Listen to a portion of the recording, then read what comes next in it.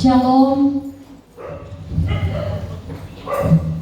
Salam sejahtera dalam kasih dan kemurahan Tuhan Yesus Kristus.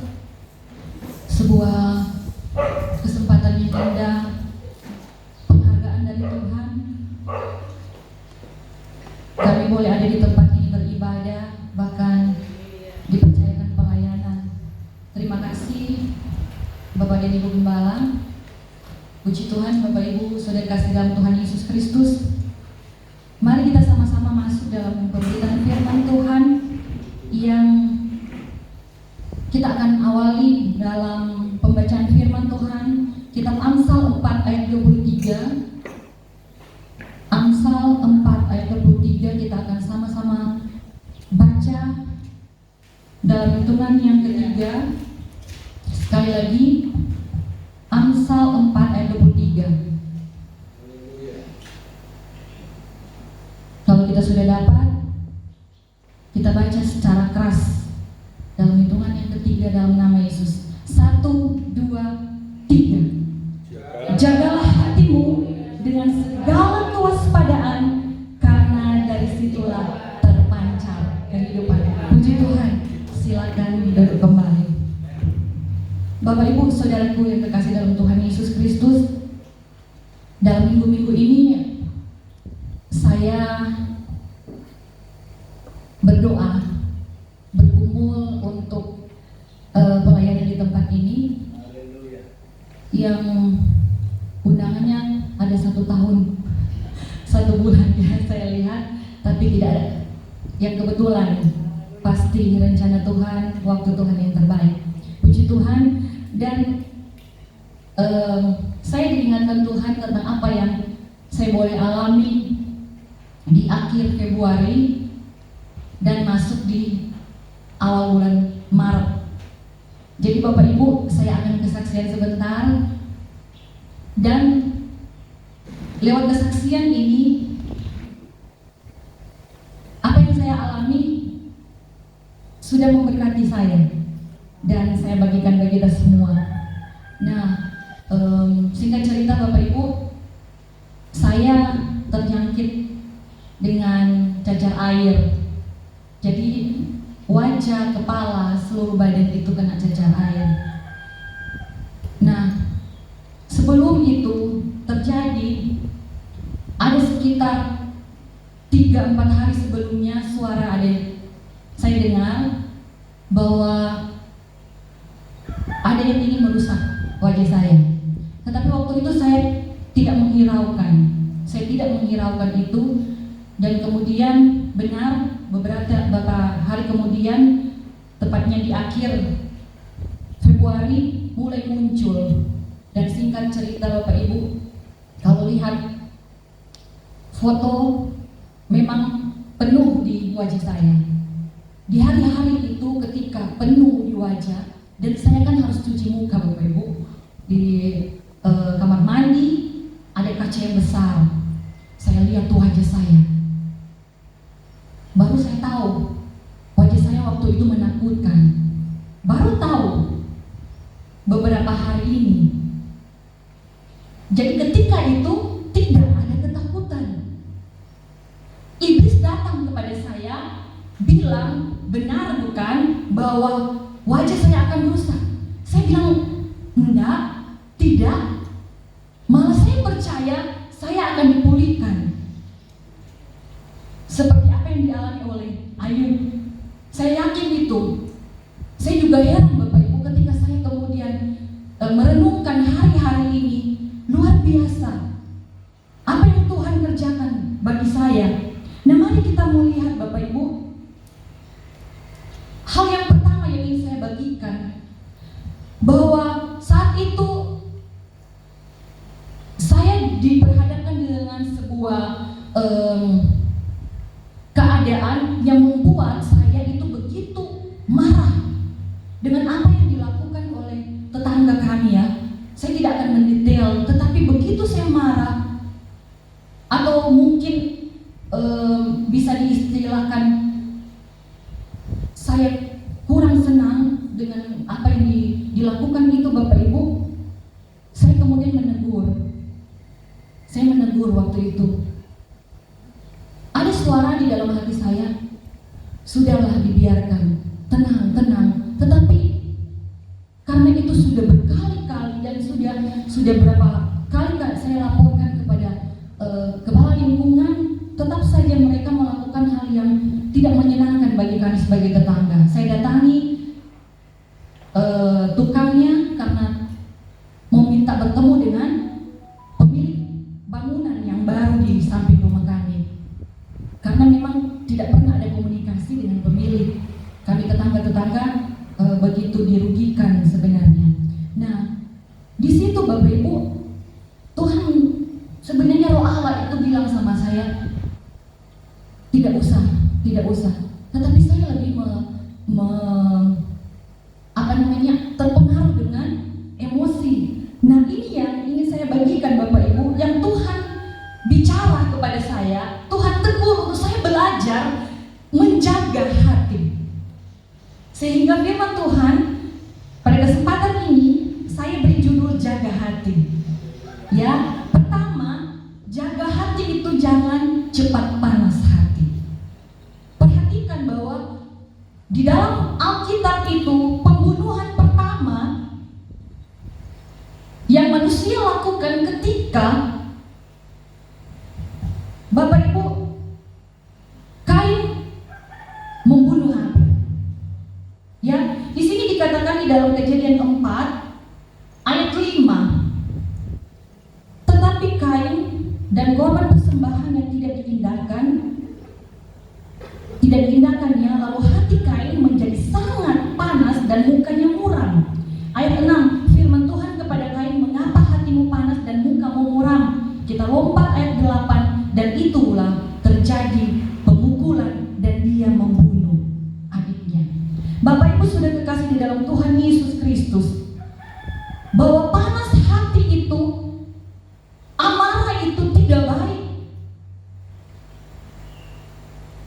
Mazmur 37 ayat 8 di situ dikatakan, menegur juga saya, berhentilah marah dan tinggalkanlah panas hati itu, jangan marah, itu hanya membawa kepada kejahatan. Jadi ada resiko ketika kita tidak bisa menahan diri kita, tidak bisa menahan emosi kita, kita jahat kepada orang lain, dan bisa sebaliknya orang lain bisa jahat kepada kita. Sehingga perlakuan itu yang mendatangkan kejahatan. Amsal 14 ayat 17 katakan, siapa lekas naik darah berlaku bodoh. Apa yang saya lakukan? Bodoh. Tetapi dikatakan di sana, orang yang bijaksana bersabar. Amin. Haleluya. Mau belajar bersabar Bapak Ibu? Puji Tuhan. Haleluya. Ada resiko kalau kita tidak bisa mengendalikan diri kita. Kita bisa melakukan kejahatan kepada orang lain, dan orang lain juga bisa dendam melakukan kejahatan kepada kita. Yang kedua, apa yang saya belajar tentang yang terjadi bagi saya? Yang kedua ini saya bagikan bahwa menjaga hati kita itu perlu ada firman dan ada damai sejahtera. Bapak Ibu Saudara kekasih dalam Tuhan Yesus Kristus, Alkitab memberikan gambaran buat saya dan saudara bahwa ada dua cara kerja iblis. Dua cara kerja iblis itu, yang pertama yaitu dia seperti singa yang mengaum. Singa itu ancaman bagi binatang-binatang yang lain. Raja hutan, dia menguasai. Dan di dalam 1 Petrus 5 ayat 8 firman Tuhan berkata, sadarlah dan berjaga-jagalah, lawan musuh iblis sekali berjalan keliling sama seperti singa yang mengaum-ngaum dan mencari orang yang dapat ditelannya. Seperti singa yang mengaum-ngaum. Gambar firman Tuhan bicara kepada saya dan saudara. Singa itu mencari korban, tetapi yang dapat ditelannya, kata Alkitab. ada yang tidak dapat ditelan. Harusnya saya itu menjadi bagian orang yang tidak dapat ditelan. Tetapi Bapak Ibu Saudara kasih dalam Tuhan Yesus Kristus, saya terbawa dengan situasinya.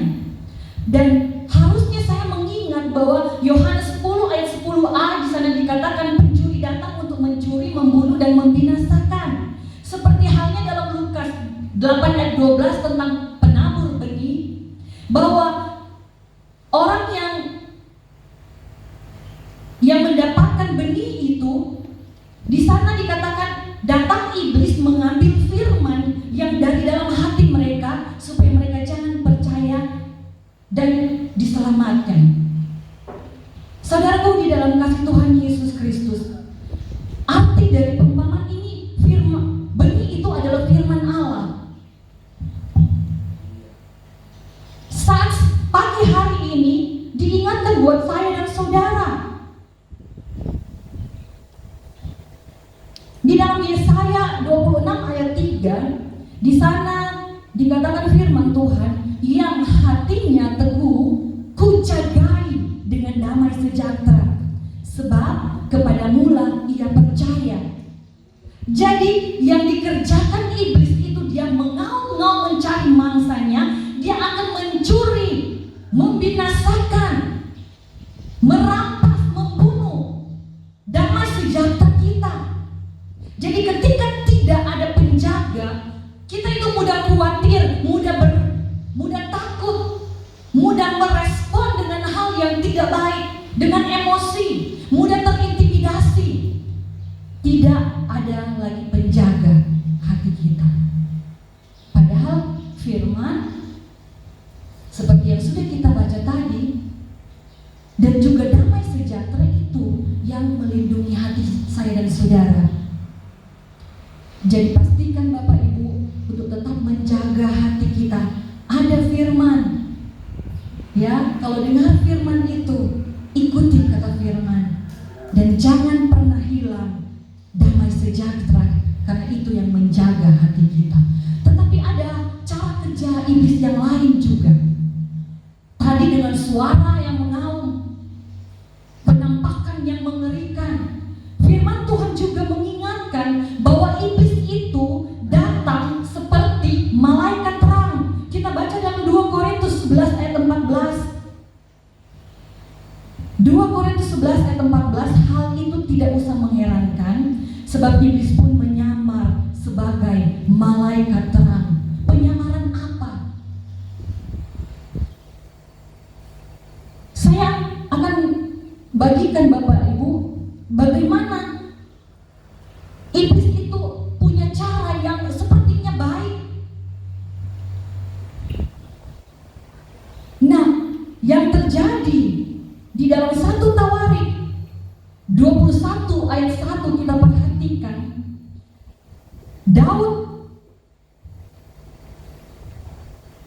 mendengarkan suara dari iblis dalam bujuk rayu, ya, sepertinya baik apa yang dia dengar dari iblis. Iblis bangkit melawan orang Israel dan ia membujuk Daud untuk menghitung orang Israel. Sepertinya halnya sepele Bapak Ibu. Tetapi apa yang saya dapatkan ketika saya belajar untuk mengerti firman Tuhan ini, di dalam ayat ke-14 kita lompat. Jadi Tuhan mendatangkan penyakit sampar kepada orang Israel, maka tewaslah dari orang Israel 70.000 orang. Harga yang dibayar oleh Daud yang terbujuk. Iblis berhasil membujuk. Sepertinya hal yang baik, menghitung tentaranya yang kuat-kuat untuk berperang. Tetapi itu mendatangkan murka Allah, mendatangkan kutuk, mendatangkan harga yang harus dibayar tidak sedikit, 70.000 orang Bapak Ibu, hanya karena terbujuk. Iblis membujuk. Sebenarnya apa yang terjadi Bapak Ibu? Ketika saya dan saudara mendengarkan suara iblis untuk melakukan sesuatu yang tidak berkenan kepada Tuhan, dan kenyataan yang Daud kerjakan, dia tidak tahu sebelumnya ketika dia menghitung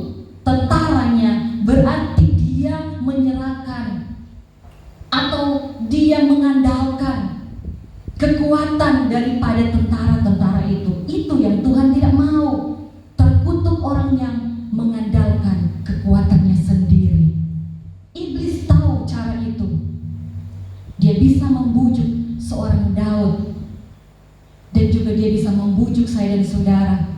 Sepertinya malaikat terang yang bicara pada kita, tetapi itu mendatangkan murka. Hati-hati Bapak Ibu, ada harga yang harus kita bayar.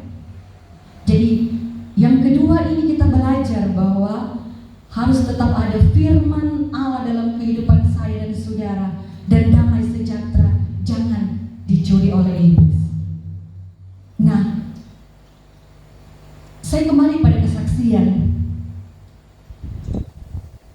Ketika iblis kemudian bilang, benar, lihat wajah kamu itu penuh dengan lepuhan-lepuhan Bapak Ibu.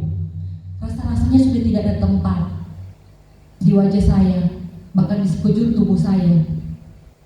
Iblis datang dan mengintimidasi. Yang dia mau curi apa? Damai sejahtera saya. Tapi puji Tuhan, Tuhan ingatkan Ayub, sehingga saya tidak terpengaruh dengan itu. Ya, saya tidak terpengaruh. Cukup satu kali saya dengar suara iblis dan saya terpengaruh. Dan kali itu Tuhan menjagai saya dengan damai sejahtera. Haleluya, puji Tuhan, haleluya. Bapak Ibu Saudara dikasih dalam Tuhan Yesus Kristus. Yang ketiga yang mengajari saya bahwa ternyata iblis punya banyak cara untuk menyerang kita, menjatuhkan kita dengan cara yang keras, dengan cara yang menakutkan, bahkan dengan cara yang lembut, dengan cara yang seperti malaikat terang. Tetapi Bapak Ibu, satu hal yang harus kita ketahui, bahwa iblis tidak bisa mengetahui hati manusia. Ini yang terjadi kepada Ayub. Ketika iblis bicara dengan Tuhan, katanya dalam Ayub 1 ayat 11, ulurkan tanganmu dan jamahlah segala yang dipunyainya, ia pasti mengutuki engkau di hadapanmu. Itu yang menjadi dalil dari iblis. Ketika dia datang kepada Allah dan Allah bilang, lihat Ayub orang yang saleh, takut akan Tuhan. Iblis bilang apa? Coba kalau Tuhan luaskan segala yang dipunyai, saya jamah, dia pasti mengutuki engkau. Iblis berpikir bahwa Ayub akan mengutuki Tuhan, bahwa Ayub akan mempersalahkan Tuhan dengan segala yang terjadi dalam hidupnya, dalam rumah tangganya, dalam kehidupannya seluruhnya. Iblis menyangka bahwa Ayub tidak dapat bertahan. Ini yang menjadi rahasianya Bapak Ibu. Sekali lagi, tidak ada yang mengetahui isi hati saya dan saudara kecuali engkau dan Tuhan. Sehebat apapun iblis, dia tidak bisa mengetahui isi hati kita, seperti dia tidak bisa mengetahui isi hati saya.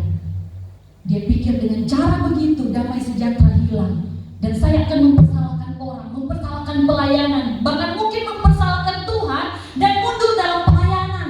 Karena mungkin saya akan bilang, Tuhan kenapa seperti begini? Sudah kurang apa saya Tuhan? Dan sebagai wanita menyerang wajah saya Bapak Ibu. Mungkin yang dipikirkan iblis bahwa saya akan mundur karena saya tidak bisa berani atau tidak ada percaya diri tampil melihat wajah saya demikian. Tetapi puji Tuhan, Tuhan jagai dengan damai sejahtera. Saya bilang, melawan iblis waktu itu Bapak Ibu, Tuhan akan pulihkan saya seperti Tuhan memulihkan Ayub. Dan saya tidak ada hal untuk mempersalahkan orang, mempersalahkan keadaan atau pelayanan, karena saya mungkin pelayanan, jabat tangan, cipika-cipiki, saya terjangkit. Apalagi kalau saya mau mempersalahkan Tuhan. Saya bilang, iblis dengar, kalau muka saya rusak, sekalipun itu terjadi, walaupun saya percaya Tuhan akan pulihkan, sekalipun Tuhan tidak pulihkan, saya bisa tutup dengan masker, karena suara saya masih bisa didengar, wajah tidak perlu. Saya bersyukur kepada Tuhan karena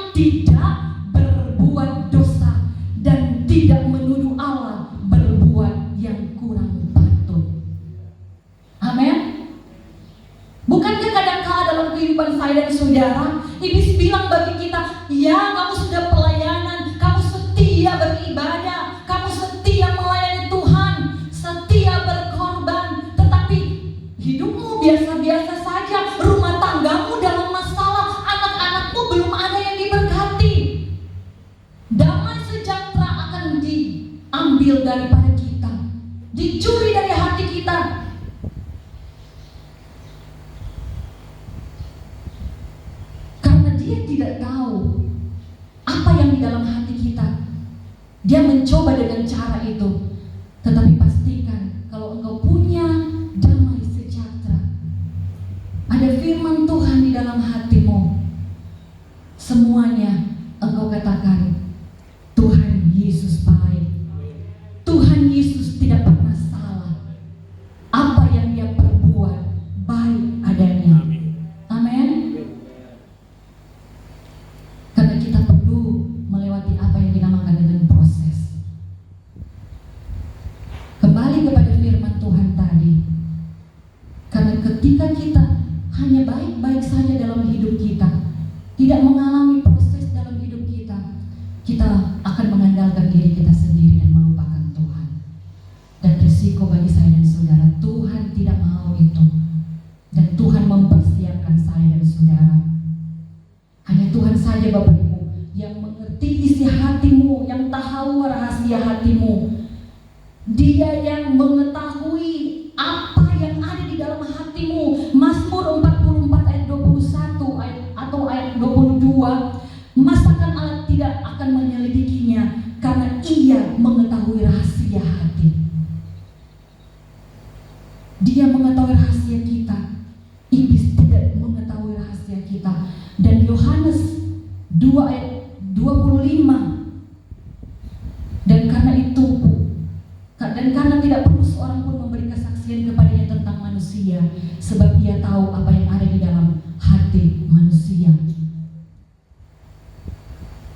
Itu yang harus menjadi pegangan dalam hidup saya dan saudara. Iblis tidak tahu itu. Iblis tidak tahu. Jadi jangan kalah dengan iblis. Pegang selalu firman Tuhan dan pastikan ada damai sejahtera di dalam kehidupanmu, di dalam hatimu. Yang keempat, yang menjadi berkat bagi saya Bapak Ibu, saya sudah katakan tadi bahwa ada suara Tuhan yang mengingatkan. Sebelum kejadian itu, saya pun belajar seperti tadi untuk menahan emosi saya, dan saya boleh pikir kembali lagi, ya benar Tuhan. Kadangkala pagi yang lebih dahulu saya lihat itu HP, jujur Bapak Ibu, saya bilang Tuhan ampuni saya. Tuhan ingatkan itu pada saya untuk ketika ada suara Tuhan selalu merespon. Oh iya Tuhan, ini mau Tuhan, ini kehendak Tuhan. Bapak Ibu Saudara kekasih dalam Tuhan Yesus Kristus, Allah mengingatkan Kain. Kita perhatikan di dalam Kejadian 4 ayat 6. Apa kamu tidak akan berseri ketika engkau berbuat baik? Tetapi jika engkau tidak berbuat baik, dosa sudah mengintip di depan pintu. Ia sangat menggoda engkau, tetapi engkau harus berkuasa atasnya. Yang keempat yang ingin saya tekankan di sini, bahwa selalu ada suara Tuhan yang mengingatkan saya dan saudara sebelum kejadian itu terjadi. Tuhan akan mengingatkan engkau sebelum Kain membunuh Habel. Di situ dikatakan firman Tuhan, dosa sudah mengintip di depan pintu, ia sangat menggoda engkau. Tuhan kasih solusi, engkau harus berkuasa atasnya. Juga Allah mengingatkan Yudas, kalau kita perhatikan dalam perjanjian baru Yohanes 13 ayat 26. Jawab Yesus, dialah itu yang kepadanya aku akan memberikan roti sesudah aku mencelupkannya. Sebelumnya Yesus bilang, ada di antaramu yang akan menyerahkan aku. Dan perhatikan, sesudah berkata demikian, ia mengambil roti, mencelupkannya dan memberikannya kepada Yudas, anak Simon Iskariot. Itu sebenarnya cara Tuhan untuk memperingatkan Yudas. Tetapi Yudas tidak ada kepekaan. Saya dan saudara selalu diperingatkan Tuhan, tetapi kadang-kala kita tidak ada kepekaan dengan suara Tuhan. Ini bukan berarti kemudian ada yang bilang, oh Yudas sudah ditentukan untuk menjual Tuhan Yesus.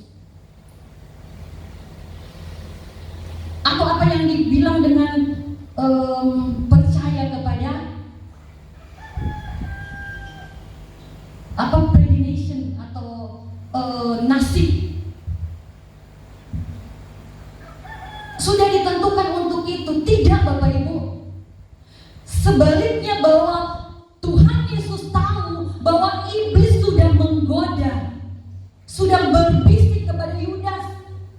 Kalau kita perhatikan sebelum kejadian ini, sebelum Yesus datang memberikan roti kepadanya, iblis sudah datang terlebih dahulu kepada Yudas. Tuhan tahu itu, makanya dia peringatkan, kamu berjaga.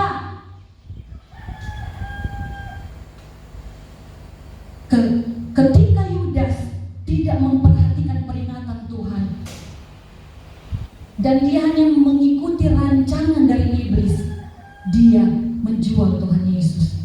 Saya percaya Bapak Ibu, ketika Yudas, walaupun dia sudah mendengarkan bujukan dari iblis untuk menjual Tuhan Yesus, tetapi ketika firman Tuhan yang lebih berkuasa dalam hatinya, dia tidak akan lakukan itu.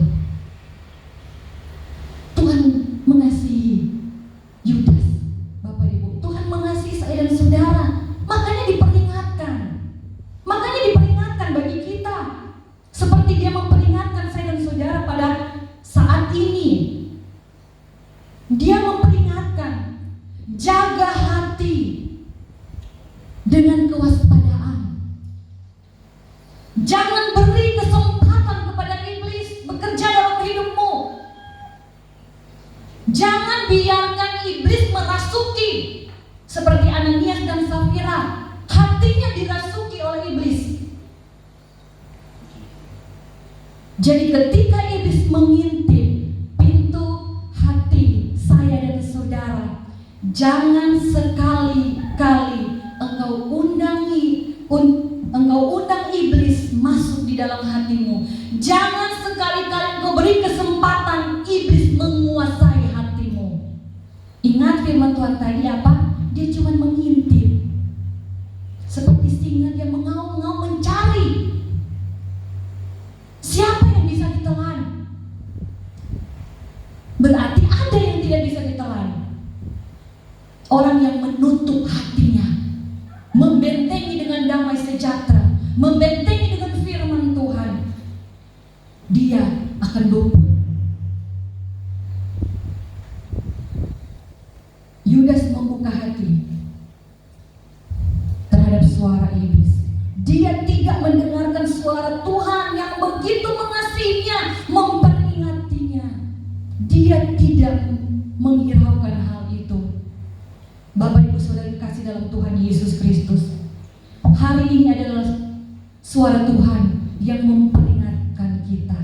Amin. Dia ingatkan kita, dia peringatkan kita lewat firman Tuhan. Kiranya menjadi pelajaran apa yang saya alami, untuk kita bisa menjaga hati kita dengan segala kewaspadaan. Kegagalan dari Kain, kegagalan dari Daud ketika itu, Yudas,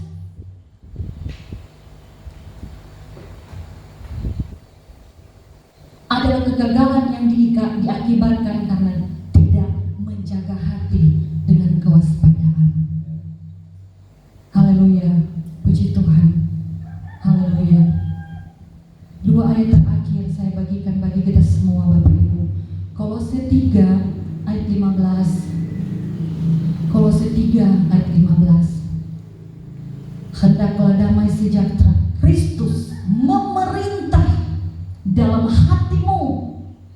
Jadi bukan suara iblis yang memerintah hatimu, bukan kekhawatiran yang memerintah hatimu, bukan rasa takut yang memerintah hatimu, bukan kepentingan dirimu sendiri yang memerintah hatimu, tetapi apa Bapak Ibu? Damai sejahtera Kristus memerintah, yang atur kita hati, yang perintah hati saya dan saudara. Karena untuk itulah kamu telah dipanggil menjadi satu tubuh, dan bersyukurlah. Kadang-kala saya dan saudara tidak mampu untuk menjaga damai sejahtera dan menjaga firman Tuhan dalam hati kita. Makanya jangan sudah tidak mampu untuk menjaga, membiarkan itu terbuka untuk hal-hal yang negatif.